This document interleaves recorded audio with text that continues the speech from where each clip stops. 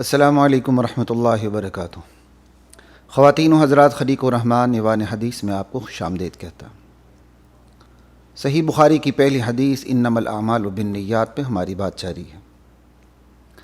حدیث کے مفہوم پہ تو ہماری بات مکمل ہو چکی ہے۔ اب اسی حدیث کے حوالے سے جو ہم نے سوالات قائم کی اور ان کے جوابات ہم دیتے گئے، تو آج کی نشست میں جس سوال سے ہم شروع کر رہے ہیں وہ سوال نمبر 6 ہے۔ سوال یہ ہے کہ اچھی نیت کو وجود کیسے دیا جائے، اچھی نیت وجود پذیر کیسے ہو۔ ایک تمہید پہلے سن لیجیے گا کہ خالص تخلیقی اور تکوینی امور کے برعکس تشریعی اور شرعی معاملات میں اللہ تعالیٰ نے بندے کو اختیار دیا ہوا ہے۔ پہلے ہی میں ایک ایپیسوڈ میں آپ کو بتا چکا ہوں کہ اللہ کا جو ارادہ ہے، ارادہ الہیہ، وہ ایک تو شرعی امور کی طرف متوجہ ہوتا ہے، جہاں انسان کے پاس کچھ مجازی اور عارضی اختیارات اللہ نے اس کو دیے ہوئے انسان کو، اور دوسرے جو اللہ کا ارادہ ہے وہ تخلیقی امور کی طرف متوجہ ہو جاتا ہے۔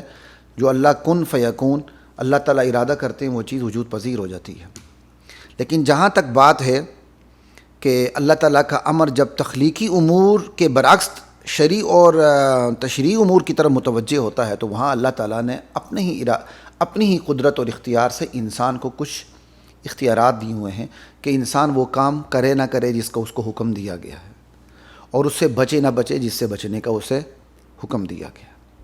ٹھیک ہے، اب ایک انسان کی بس میں ہے یہ اللہ کی طرف سے کہ وہ کسی کام کی نیت کرے نہ کرے، کسی عمل کو وجود دے یا نہ دے۔ یہ محدود دائرہ اختیار کی بات ہو رہی ہے۔ کس سے مختصر یہ کہ اچھے یا برے کام کی نیت یا مباح کام کی نیت کرنا یہ انسان کے بس میں ہے۔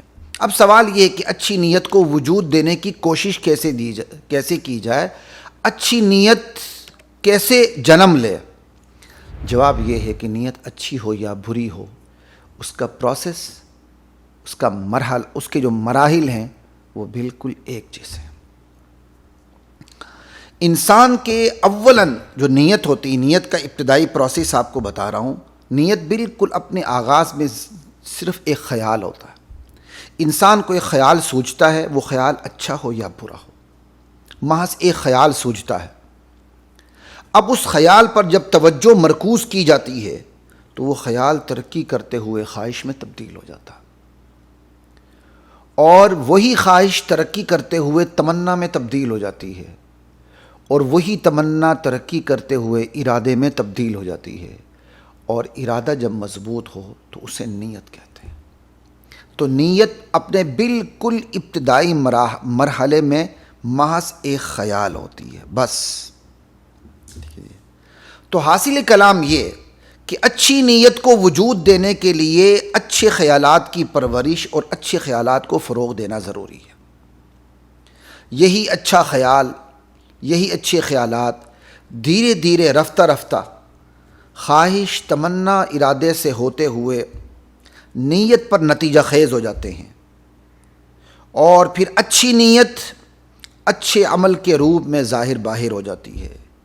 اسے کہتے ہیں قانون تجاذب، نفسیات کی زبان میں لا آف انٹریکشن، قانون تجاذب جسے کہتے ہیں، ہم عربی میں اس کا ترجمہ کر دیتے ہیں قانون تجاذب، جذب کرنا، اپنی طرف کھینچنا۔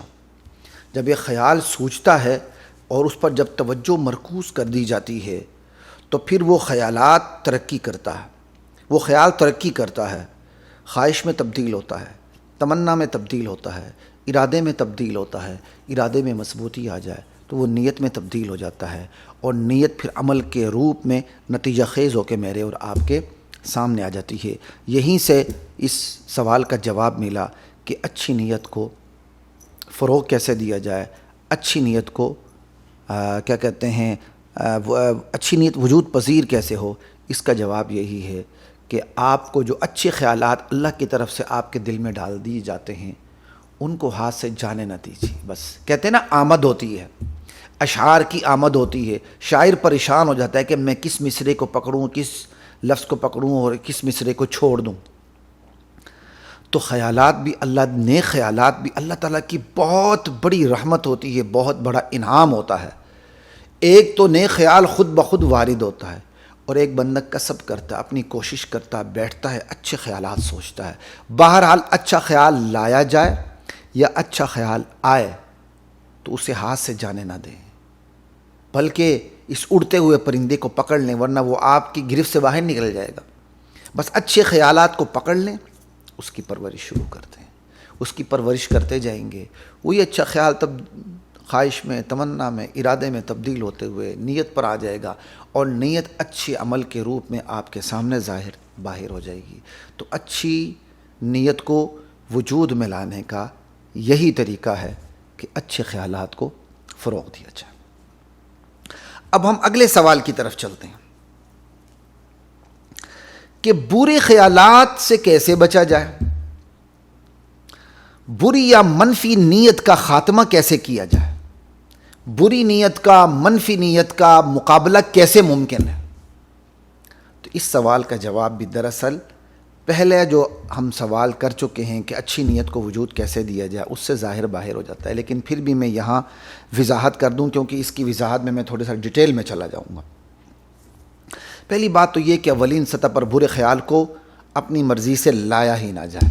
آنے سے کچھ نہیں ہوتا، لانے سے ہوتا۔ برا خیال آ جائے تو کوئی گناہ نہیں، لانے سے گناہ ہوتا، ٹھیک ہے جی۔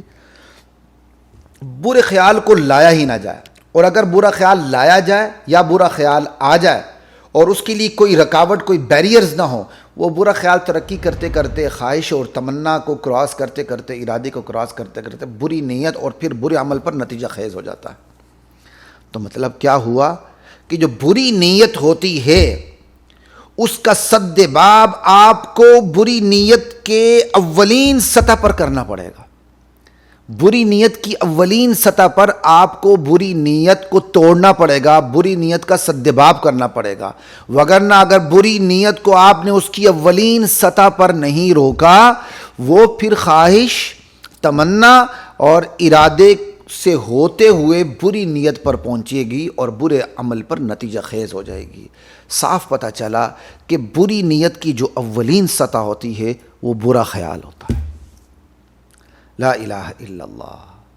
تو بری نیت کو اس کی اولین سطح پر روک دیا جائے، یہ کسی بھی بری نیت کو کے سد باب کا مؤثر ترین اور آسان ترین طریقہ ہے کہ بری نیت کو اس کی اولین سطح پر روک دیا جائے، کیونکہ برا خیال آ جائے اسے روکنا بہت آسان ہوتا۔ ضابطہ یہی ہے کہ جس قدر ابتدائی سطح پر آپ بری نیت کو روکیں گے، اس کو روکنا اتنا ہی آسان ہوگا، اور جس قدر بری نیت اپنی ابتدائی سطح سے ترقی کرتے ہوئے آگے چلتی چلی جائے گی، اسے روکنا اتنا ہی مشکل ہوتا چلا جائے گا۔ بری نیت کا آغاز برے خیال سے ہوتا ہے۔ برا خیال آ جائے، بہتر اول تو یہ کہ برا خیال لایا نہ جائے، لیکن اگر لایا گیا یا برا خیال آ گیا شیطان کی طرف سے یا نفس کی طرف سے، کسی طرح بھی آ گیا، اس کا بہترین طریقہ یہ ہے کہ پہلی سطح پر ہی اس کو کچل دیا جائے، اور اس کے کیا کہتے ہیں سانپ کے زہر کو وہیں، سر کو وہیں کچل دیا جائے، اور ذہن کو جھٹک دیا جائے، وہ خیال کو جھٹک دیا جائے۔ یہ ہے، وگرنہ اگر یہی خیال خواہش میں تبدیل ہو گیا تو اب اس بری نیت کی دوسری سطح کو روکنا مشکل ہو جائے گا۔ یہی خواہش تمنا میں تبدیل ہو گئی اور مشکل ہو جائے گا، یہی تمنا ارادے میں تبدیل ہو گئی اور مشکل ہو جائے گا، اور یہی ارادہ مضبوط ارادے یعنی نیت میں تبدیل ہو جائے، بری نیت میں، تو اس کو روکنا تو مشکل ترین ہو جائے گا۔ اور بری نیت اگر نتیجہ خیز ہو جائے تو پھر تو روکنا نہ روکنا برابر ہے، وہ تو اس کے پھر نتائج سامنے آ کے رہتے ہیں۔ تو بہرحال بری نیت کو اس کی اولین ترین جو سطح ہے برا خیال، یہیں اس کو روک دیا جائے، یہیں اس کا سر کچل دیا جائے، یہیں ذہن کو جھٹک دیا جائے۔ اچھا، نمبر 2، آپ نے جھٹک دو دیا، وہ تو آپ کا پیچھا نہیں چھوڑتا، آئے گا تو کیا کریں گے آپ؟ فوراً کیا کریں؟ توجہ کو کسی اچھے اور مثبت اور نیک خیال کی طرف پھیر دیا جائے، یعنی بری نیت کو اس کی اولین ترین جو سطح ہے یعنی برے خیال، وہاں اس کو جھٹک دیا جائے، کچل دیا جائے، اور فوراً جو توجہ ہے وہ کسی نیک خیال کی طرف مبذول کر لی جائے، تاکہ آپ کا نیک خیال خواہش، تمنا، ارادے اور نیت کی طرف سفر کرتے ہوئے آپ کے برے خیال سے، بری خواہش سے، بری تمنا سے اور خدا نخواستہ تمنا آگے بڑھتے ہوئے برے ارادے سے بری نیت سے لڑائی پر اتر آئے، خود نبٹنا شروع کر دے، بس پھر آپ کا اچھا خیال آپ کے برے خیال سے، آپ کی اچھی خواہش آپ کی بری خواہش سے، آپ کی اچھی نیت آپ کی بری نیت سے، آپ کا اچھا ارادہ آپ کے برے ارادے سے، آپ کی اچھی نیت آپ کی بری نیت سے مقابلے پر اتر آئے گی، اور پھر شکست فاش دے دے گی برے خیال کو، بری خواہش کو، بری تمنا کو، برے ارادے کو اور بری نیت کو۔ یہ طریقہ ہے۔ بدکاری کا خیال آتا ہے، کسی گناہ کا خیال آتا ہے، جھٹک دیجیے اور توجہ کس طرف کر لیجیے گا؟ اللہ کی پناہ مانگے، وضو کی طرف متوجہ ہو جائیں، نماز کی طرف متوجہ ہو جائیں۔ بڑا آسان ہے پھر بری نیت کو قابو میں رکھنا۔ یہ دو باتیں آپ کے سامنے ہو گئی کہ ایک تو آپ نے برے خیال کو جھٹکنا ہے اور دوسری طرف توجہ اپنے مثبت کام کی طرف منتقل کرنی، اور تیسرے نمبر پر برے خیالات کے اسباب اور اس کی علتوں پر غور کریں، اور بڑی بہرحمی سے غور کریں کہ آخر یہ برے خیالات آپ کے دل و دماغ میں جنم کیوں لیتے ہیں۔ سوال ہے نا، ہر ایک کے دل و دماغ میں ہر وقت برے خیالات تو جنم نہیں لیتے نا۔ سوال یہ کہ بہرحمی سے خود سے سوال کریں کہ آپ کے دل میں یہ برے خیالات اگر جنم لیتے ہیں تو کیوں لیتے ہیں۔ بڑی بہرحمی سے اپنا پوسٹ مارٹم کریں، بڑی بہرحمی سے۔ آج بڑی بہرحمی سے کریں گے، انشاءاللہ نتائج مثبت آئیں گے۔ جب اللہ کا عذاب بہرحمی سے سامنے آئے گا تو پھر تو کوئی فائدہ ہی نہیں ہے، ٹھیک ہے نا جی۔ تو سوالات کریں، کچھ سوالات آپ کے سامنے رکھ دیتا ہوں، آپ کو آسانی ہو جائے گی۔ کیا آپ کی مجلس اور صحبت اچھے لوگوں سے؟ اپنے آپ سے سوال کریں، ارے میری مجلس، میری اٹھک بیٹھک، میری نشست و برخاست، میری صحبت، میرا حلقہ احباب، میرا حلقہ یاراں، میرا حلقہ دوست ہیں، کیا یہ اچھے لوگ ہیں؟ ہر بندہ دیکھ، سمجھے بات کی۔ A man is known by the company he keeps، صرف پڑھنے کے لیے تو نہیں ہے، یا یہ محاورہ کچھ لکھنے کے لیے تو نہیں ہے، ٹھیک ہے نا۔ تو ہر بندہ یہ سوچے کہ اس کی مجلس، اس کی صحبت، اس کی اٹھک بیٹھک، اس کی نشست و برخاست کیسے لوگوں کے ساتھ۔ بس جیسے لوگوں کے ساتھ ہوگی ویسے ہی خیالات آئیں گے، آپ ان خیالات کو روک نہیں سکیں گے۔ اچھے لوگوں کے ساتھ آپ کی صحبت ہوگی، مجلس ہوگی، آپ کو اچھے خیالات ہی آئیں گے۔ برے لوگوں کے ساتھ آپ کی مجلس ہوگی، چاہے ذاتی طور پر آپ کتنے ہی نیک کیوں نہ ہو، برے خیالات آئیں گے، پھر آپ کی جان نہیں چھوڑیں گے۔ اس لیے سب سے پہلے یہ دیکھیں کہ آپ کی مجلس اور صحبت کن لوگوں کے ساتھ ہے، ایک۔ نمبر دو، آپ یہ دیکھیں آپ تنہائی میں بے قابو تو نہیں ہو جاتے۔ نیک لوگوں کی نشانی یہ ہے کہ ان کی جلوت اور ان کی خلوت ایک ہوتی ہے، ان کی تنہائی اور ان کا جلسہ، لوگوں کے سامنے بیٹھنا، یہ ایک ہوتا ہے۔ اگر میری کیا کہتے ہیں جلوت میری خلوت سے شرم نہ کھائے، اس سے بڑی پھر میری کوئی قسمت نہیں، اور اگر میری جلوت میری خلوت سے شرم کھاتی، اس سے بڑی کوئی بدقسمتی نہیں۔ تو ہر بندہ سوچے، میرے سمیت ہر بندہ سوچے، کیا میں تنہائی میں بے قابو تو نہیں ہو جاتا؟ اور آج کی اس دنیا کے اندر تو تنہائی میں بے قابو ہونا سب سے آسان ترین کام ہے۔ آپ یہ موبائل اٹھاتے ہیں اور اچھی چیز دیکھنے کے لیے تو بری چیزیں بھی آتی ہیں۔ یہ ایک الگ بات ہے کہ جس کو بری چیز دیکھنے کی عادت ہو تو پھر وہ بری چیزیں ہی آپ کو سوشل میڈیا بھیجتا رہتا ہے۔ عادت نہ بھی ہو تو ایک آدھ مشہوری کی شکل میں تو چیزیں آ ہی جاتی ہیں نا، ٹھیک ہے نا۔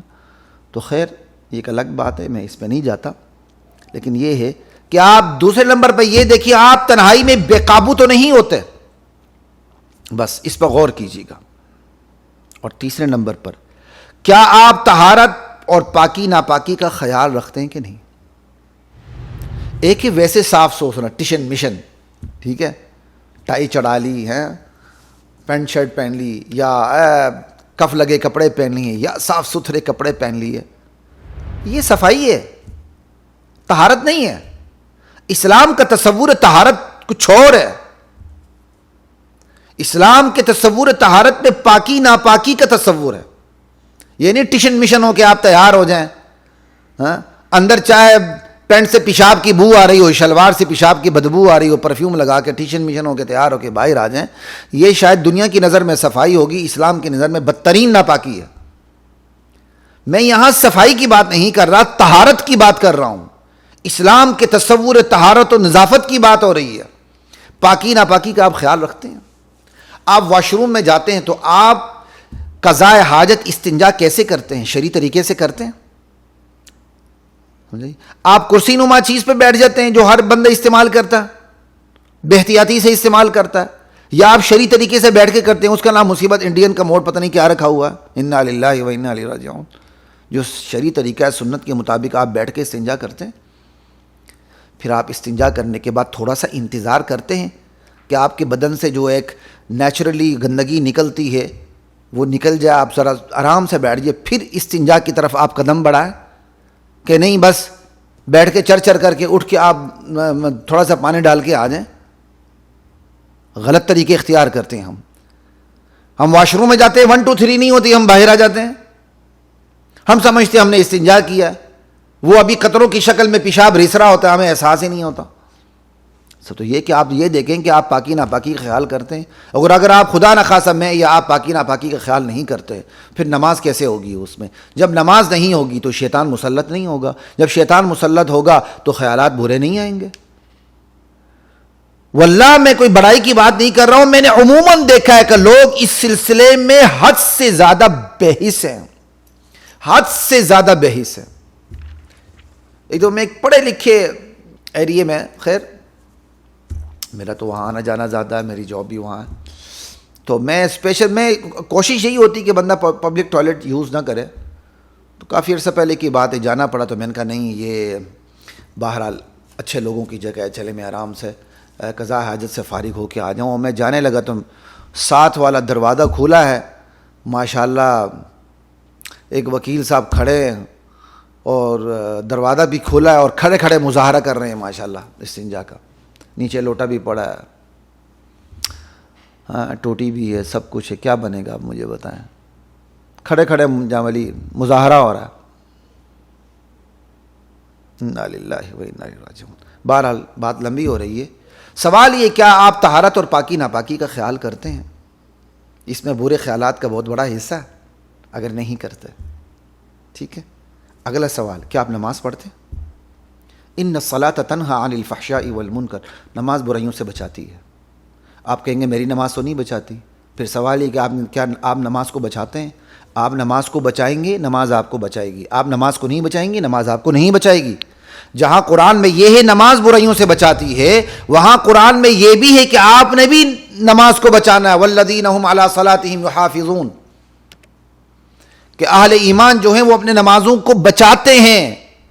آپ نمازوں کو بچائیں گے پاکی ناپاکی کا خیال رکھتے ہوئے, آپ نمازوں کو بچائیں گے ناپاک عقیدے سے بچتے ہوئے, آپ نمازوں کو بچائیں گے ناپاک اعمال سے بچتے ہوئے, آپ نمازوں کو بچائیں گے پاکی کا خیال کر کے ناپاکی سے بچتے ہوئے, پھر نماز آپ کو بچائے گی. ان الصلاۃ تنہی عن الفحشاء والمنکر. بس بات یہی کہ آپ نماز پڑھتے ہیں. یہ سوالات ہیں کچھ کہ بندہ برے خیال سے کیسے بچے. آگے چلتے ہیں.